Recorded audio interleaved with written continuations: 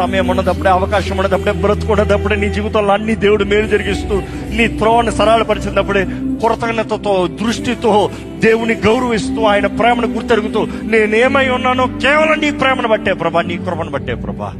You say remember this.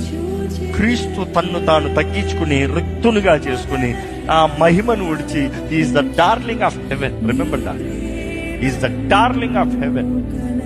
నేను అది ఎంతగా గమనిస్తానంటే, ఇప్పుడు నా బిడ్డలు ఉన్నారు నా ఇంట్లో కానీ, నా చుట్టూ కానీ, నా ఎవరు వారికి నా అంటే నేనంటే గౌరవం ఉంది, కానీ నా బిడ్డలు చూస్తే అందరికీ హాయ్ హాయ్ హాయ్ అనిపిస్తూ ఉంటుంది. పరలోకంలో యేసు ప్రభు ఎట్లా ఉండేవాడు? అందరు డార్లింగ్ కదా, అందరు లవర్ కదా.